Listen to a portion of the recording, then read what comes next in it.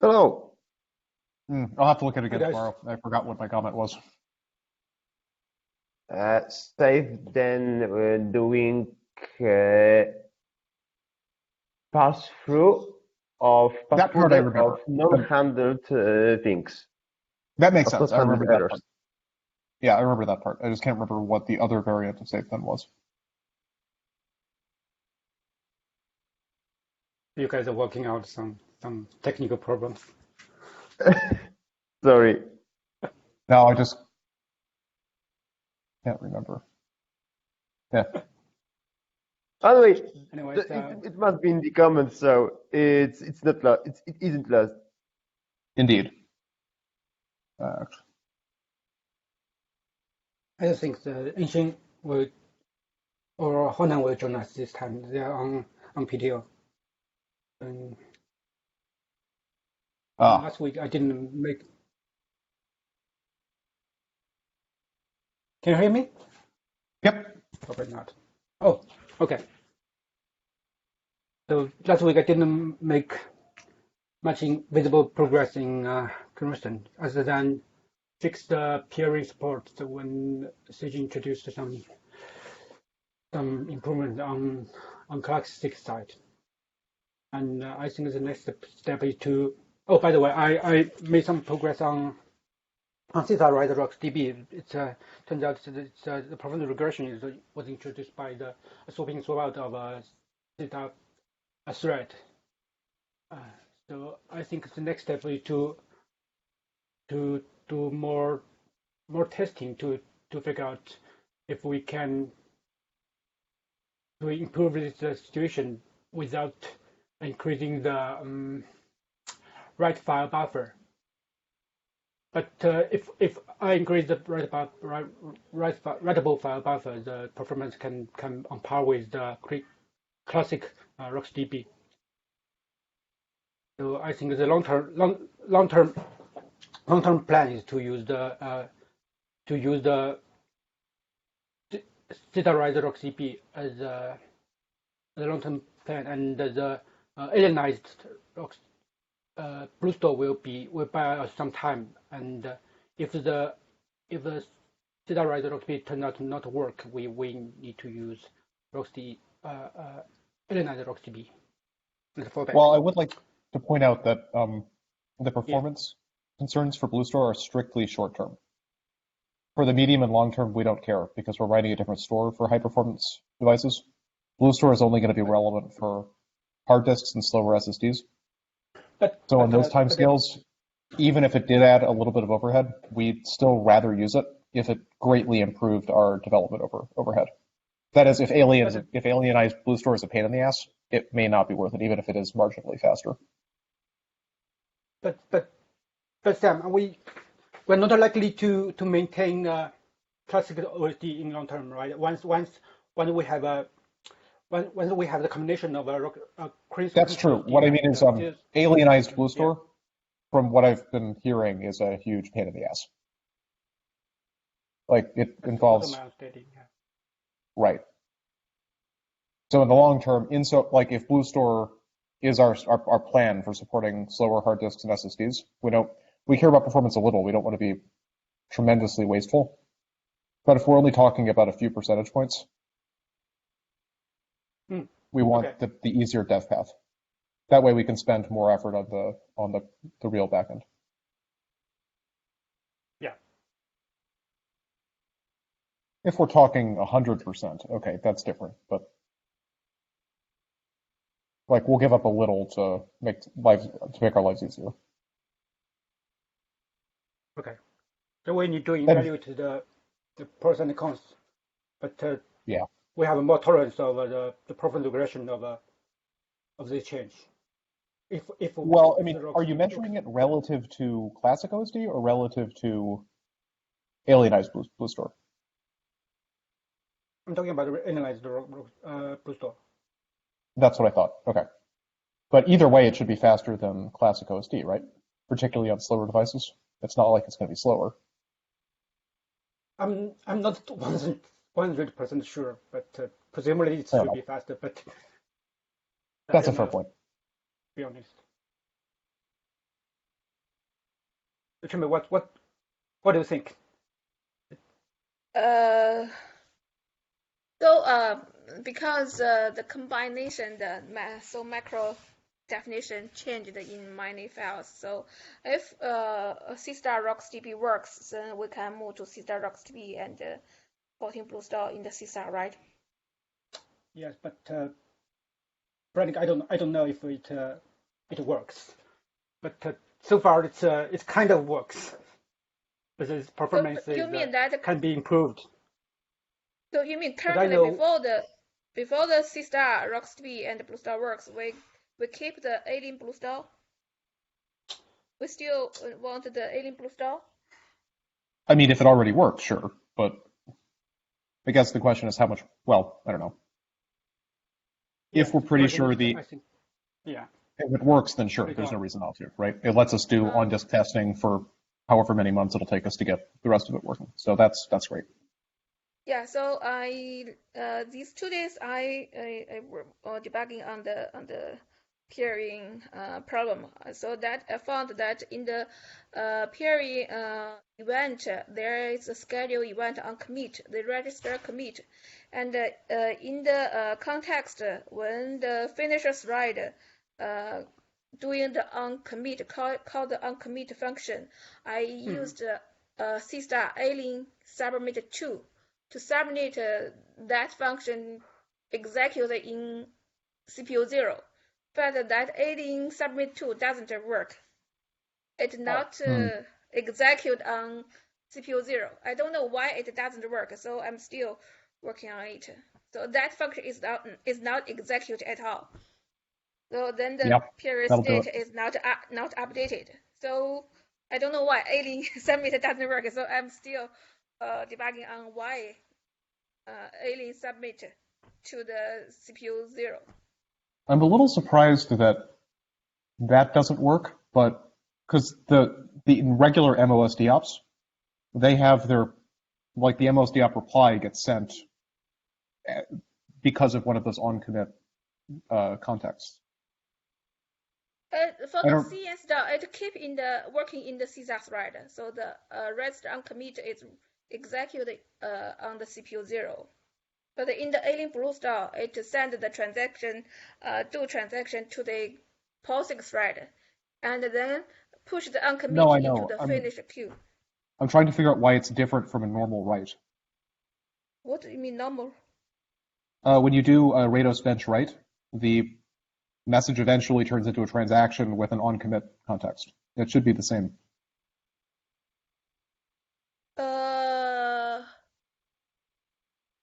Yeah. So, no. but for the do transaction, in our OSD pg.cc, we didn't register on commit. We didn't Yes, we register don't on hook up commit. a callback on commit. Yeah, that's the. I think it is then. Then after the then they do some commit work. So I try to add something to guarantee the whole BlueStar flow finished, then come back. But the some alien submit doesn't work. So I want to guarantee the whole work finished in the BlueStar, then make that then return. Yeah. Yeah, but No. Opsubmit is asynchronous. What you were doing before is correct. When BlueStore, when yeah, for our OSD flow, it after the then they think the BlueStar the object store finished all the work. They do the uncommit work. But currently BlueStar just put it to the queue and then return. But anyway, if I didn't do that's that how it's work, it supposed to work works. because it's a It callback. works. Pardon? Well, it's a callback. It's not supposed to happen until BlueStore finishes the commit. So that would pretty radically change the way BlueStore works. It would be like pull based or something, right? Is that what you're describing? So currently in the code, I didn't add the guarantee. I didn't add the mechanism for guarantee the BlueStar finished. It's just the call BlueStar cube transactions. Then after the queue transaction put the request into the queue, BlueStar returned, then the uncommit returned. I'll have to look at it. Yeah, for the Rados bench test, it works, but I think it is not consistency because the uncommit should execute after BlueStar work finished. Yeah, that's right. Yeah, that's correct. Yeah, so you have to wrap the callbacks, I think. So every time a transaction gets passed in, you need to look at all of the contexts that are supposed to be fired and wrap them with a callback that will instead schedule the callback on the main core. Is that what you were doing? Like a nested callback. So currently, I didn't add some code to guarantee BlueStar all the flow finished because the alien submit 2 doesn't work. You need to wrap up the callback with the wrapper, so can according to presuming that the alien submit 2 can be made to work. I think we have to look at your PR. Sorry.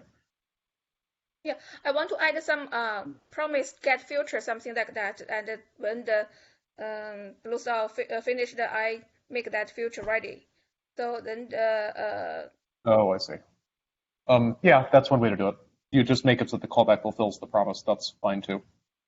Yeah, so first I should make the alien submit 2 works first. Yeah. Yeah, but back to the original question, I think we need to evaluate the effort forwards. If we need to put a lot of efforts to get the alienized BlueStor to work, it's probably not worthwhile because in long term it would be a technical debt if we want to maintain both the let's say the classic BlueStor and SeaStor alienized BlueStor.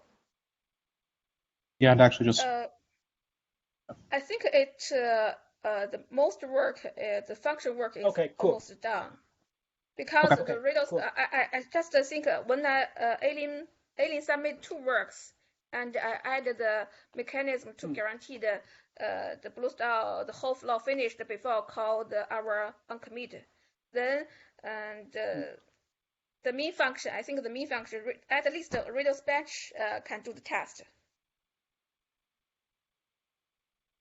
Okay, terrific. Okay. Right, except that those callbacks aren't actually guaranteeing commits. So that's the one other thing that has to be done. Yeah. Okay. Pardon? I think that's right. I think so. So yeah, you have to the alien submit 2 works. Then I can call back to set some future promise future set value, something like that. Probably it work because I have a test case in SeaStor, but never put it into production yet. So. Yeah. Anyway. So that's all from me. And okay, sorry. And I also send a proposal for the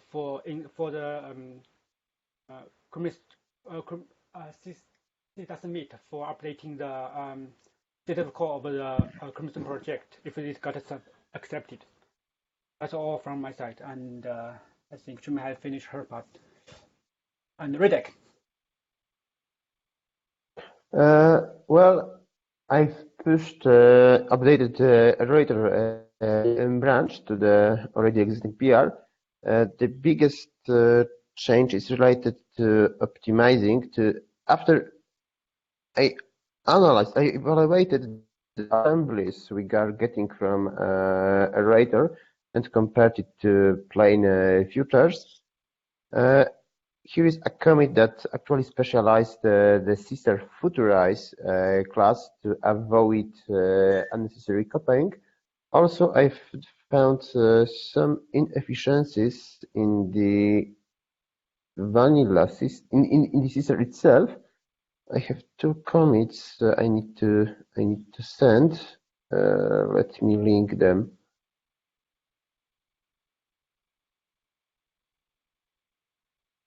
One and 2. Besides of that, I've sent I've sent the proposal for talk about on Crimson on SeaStor Summit. Right now, I'm working on something different than that Crimson. I'm working on my messenger bug, but after finishing it, I'm getting the watch notify stuff. That's me. Right. Honan, how's it going?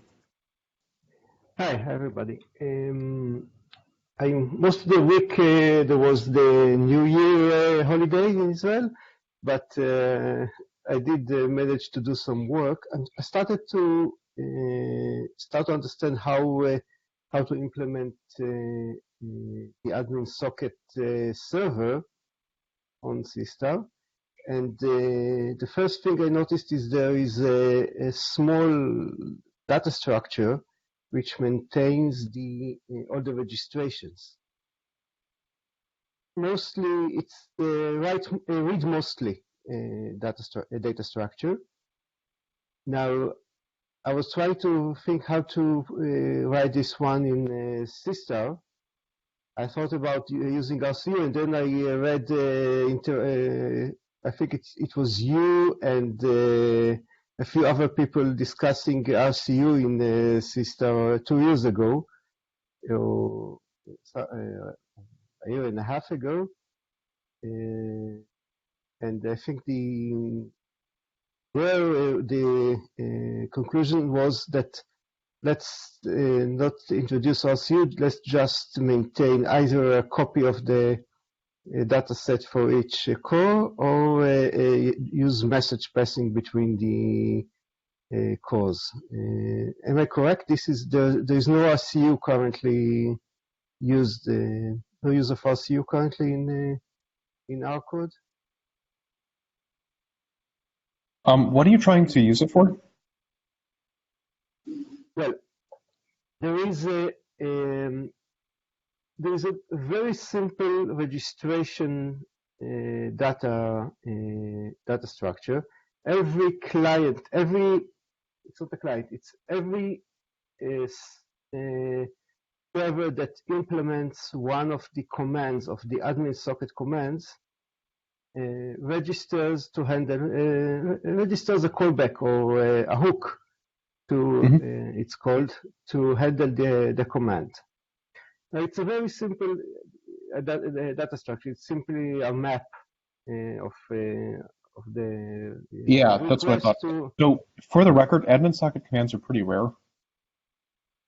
Yeah. Like they're hardly ever registered and they're hardly ever run. So I don't know that it's worth much thought at all, honestly. Well, it's not worth investing too much in its performance, but it is. But still need to get it right. Yeah, that's true. We don't update the map at the wrong time. We just get all the commands. Well, you do. Well, I mean, right? Actually, we do. Because it's at runtime that the hooks are registered. It's just that they're only registered for the first couple of milliseconds. Then they're never touched again. Yes, and then until a server, one of the servers dies or is started, and then everything is unregistered and registered again. It's strictly at process startup, though. Yeah, it's process startup for the whoever is okay. Yeah. That's true. I'm just pointing out that things don't dynamically unregister and re-register. It's just during initial setup of whatever daemon it is or client it is. And termination. That's what my understanding. Okay. Now, this goes back to the question, are we decided on having a one-to-one core to OSD, or is it I think we should punt solving that problem. So I think for now you should just assume that there's only one core. Okay. Because the thing is, if we're going to go further, we need it's not just an RCU thing. We now have to work out, okay, which subdaemon needs to handle this. Like if it's a PG command, it's not just a simple RCU thing. The PG will be specific to a core and not necessarily the one that received the admin socket command. So it's not trivial. We have to actually do a little. we'd have to do some that's actual, yeah, we'd have to do some actual work, and it would depend on the command. We would have to like sit down and think, okay, so they fall broadly into a few different categories. There are broadcast ones where everyone gets the same thing, and then we aggregate the results. Okay. Some are specific to a core, so we have to route it to that core and then get a result back. Or maybe they're all broadcast. I don't know, but like we don't have to solve it now. Is I think what I'm saying. For now, it would be nice. That was my understanding. This is what I decided to do. I just wanted to verify that I'm not doing something terribly wrong right. with this. Okay. I think eventually we will have an M-to-N mapping or many cores to one OSD mapping, but this isn't the only thing we're going to have to think about when we do that. And this won't be wasted work because it's not like a lot of work. So. Do you think this? By the way, do you really think this is what we have in here? Not many one-to-ones? Yeah, I don't think we're going to have one-to-one. I think it makes the on-disk structure a lot more complicated, and it makes deployment a lot more complicated. But I'm also willing to be wrong. We've explicitly put off making this call, but yeah, my money is on. I believe we will see. It's we decided that we should be ready. We should actually be ready to introduce a dedicated core for a set of PGs. But at the moment we are going with one-to-one, just at the moment. Yeah, it would look not closing the doors for the future. It would still look heavily partitioned. It's not like you're going to have stuff in between. Yeah. No crossbar inside. No crossbar for Messenger. That's right. Of course, at the cost of introducing some extensions to the Radius protocol. But exactly. Precisely. Yep. Yep.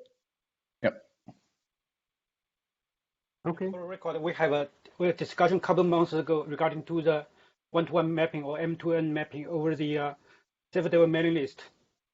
You could take a peek at it. That's why we intentionally postponed the decision. But currently we go with the one-to-one. So we don't need to worry about the cross-bar communication. Yep. Well, I believe that we had three possibilities. One is first one is the one-to-one mapping. That's the thing we are actually doing in the code right now. Second one is N2M, but with crossbar inside Messenger. Yet another, the third one that we want to be ready for is N2M, but with some changes to the protocol to not impose intercore communication. And I believe what we have excluded from the equation is just the N2M mapping using crossbar in Messenger. Anywho, so eventually we may come to a decision where we really do have to make a choice. I just don't think this is it. I think doing the simple thing now is fine for the admin socket. I think you're doing the right thing. Thanks. Yeah, agreed. So that's all for me. Oh, thank you, Ronan. Dan? Yep. Okay. So I have a few things. I'm still working on the recovery backfill thing, but it occurred to me that there's no easy way to refactor the existing classic OSD code without figuring out how I want Crimson to do background recovery scheduling, throttling, and scheduling. So I'm implementing those parts in Crimson right now. I've pulled the mclock code over, sort of just the shim layer, whatever, no big deal. And now I'm implementing the part that every one of these sort of op concepts that gets started currently just starts running as a SeaStor, what's the word? Func continuation, whatever, fiber, whatever, yeah, inside the reactor. So what this will do instead is it will say, okay, there may be up to N active fibers, and I'm not going to start a new one until one of the old ones stops. And it'll decide which one to start based on the mclock algorithm or whatever pluggable scheduler we choose to use. So as long as there's capacity, you're not going to block, you'll just run, right? But if there are already too many things running, you'll get stopped until there's a slot. Mostly so that we can start things like background recovery operations and expect that they'll just sit there until there's slack capacity available for them. this will accommodate, this will accomplish the following things in classic OSD. It will do the thing that the sleeps currently do. It will do the things that the prioritized queue currently does, and it will do the thing that the background queues currently do.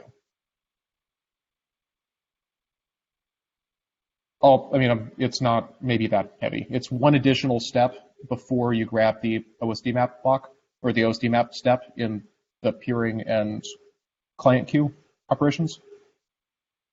So there will be a global cap, right? To control which Yeah, operation we'll will have be to work out put into what that schedule. actually, for today, for now, yeah. The longer term goal will be, we're writing a scheduler, so we need to know from SeaStor how much time you're spending idle, so that we can increase the cap if we need to, and we may want to make it smarter about the cap. It may not be a strict number running. It might be am I running out of idle time? Am I running out of I/O idle time? All of the usual things OS scheduler does to decide when to run a thread. So we'll eventually have to grow into a lot of that stuff, but this is a start. And then, so this was, I think, the third category on your roadmap, coordinating background I/O. So I think that's actually a prerequisite for backfill. Fortunately, I don't think it's 2 months worth of work. It's a relatively small piece of backfill, so we'll just knock that out now. So Sam, when you were talking about the recovery, are you referencing the recovery using pglog? And backfill, yeah. Okay, so that's two categories. Then one is the PG recovery, another is the scheduling to coordinate the foreground operation and background operation. That's two things, right? Yeah, exactly. Right, but I can't, if I did the backfill part or the recovery part now with the current infrastructure, it would start an unbounded number of coroutines. Okay, just make So sure I understand you are doing two things in parallel. Okay, cool. Right now, we have no Crimson, as it's currently written, has 0 background tasks at all. All it does is do straight line synchronous operations. I mean, not truly synchronous, but for a client operation. You receive a message, you do the work associated with it, you get rid of the message. It doesn't generate its own work. So backfill can generate its own work. So it's time to solve the problem, I think. The other things I wanted to talk about were, and as part of that, I'll also have to implement object read and write locking, which means object state needs to grow to be what object context currently is. Because there are 4 different ways to stop I/O on an object, depending on which background operations are pending. Because the state machine for when an I/O is allowed to proceed in the face of backfill is just a little bit more complicated than you'd think. So I'll add that step as well. Same deal though. If there's no actual reason to block, it's not going to block. It's just an additional check. But it does mean that we need something that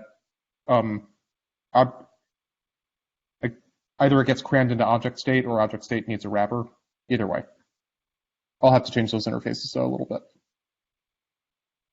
What was the other thing? Do we have any examples currently of a Crimson OSD specific config option?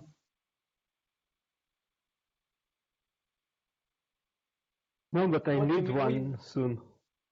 Yeah, that's what I figured. Okay, so I think in the immediate short term, let's just go ahead, Kiko. I think we're using a configure option subsystem all over the Crimson except for the messenger. Oh no, I meant specifically. I didn't mean the config system. I meant literally config option. Currently, all of the ones I found are actually also OSD config options. Things like the data captures, that kind of stuff. But I'm probably going to want some for the scheduler because we don't have one specific for Crimson. So I think I'm going to. I hate to stick them into common config options.cc, but I guess we can just do that. We can have a dedicated file if you want to, and to include it if I guess we can do that. Is defined. Anyway, we are including option.cc already. So, yeah. I mean, it's fine, I guess. Do we want to prefix them with Crimson underscore or no? How do we want to do this? Actually, I don't really want to add it to Crimson because in future, Crimson will be Exactly. classic. Yeah, we'll just be the We'll OSD, take right? a place over. One day, we're certainly going to remove the crimson underscore prefix. This is just a way of signaling to people, please ignore this. If you're reading this for... Good point. But Anyway, we can do that probably with like, we can probably do that with a a comment. macro. No, just like a comment Yeah, over that part of the options that says, please ignore this. That's better. Yeah, that's better. That's probably good enough for now. Okay. And mark Crimson as the experimental feature, but we don't have it. Yeah. We don't need to have it. It's not a feature. Anyway. No, they're tagged for the options. There's like debug and stuff, right? We can add like a Crimson super experimental flag. Yes. Just to make sure every tool. All the other development options. Yeah. Okay. That's what I'll do. That seems fine. Okay. Finally, I was talking to Sage, and I think for the SeaStor Summit in November, one useful output would be a document with like design directions and questions and goals for SeaStor. That's exactly what I'm thinking. I think we will need to spend some time reading the preliminary draft of the SeaStor and to come up some thought, so we can discuss back then. To put in other words, we need to do our homework before the exactly. So since we're 1 month out, I think it's probably time to start. So maybe I'll create like an Etherpad. Do you guys want an Etherpad or like a document or Word document? Okay, yeah, it's not very many people. So I'll just create a Google Doc and I'll start. Okay, and I'll email it out to you guys. And then we can jot down initial questions, ideas, papers, that kind of thing. Yeah. Okay, that's all I have. Okay, any questions? Okay. Kifu, good week. have you already got feedback about the talk proposal for SeaStor Summit? Not. I haven't checked my inbox, but so far I didn't heard from Avi or Slady guys. I see. Me too. Also, the reschedule is not updated yet. I believe. Cool. Any other questions? Okay. Have a good day and have a good night. Talk to you later. Thank you. Good day. See you. Thank you. Bye, everybody. Bye-bye. Bye.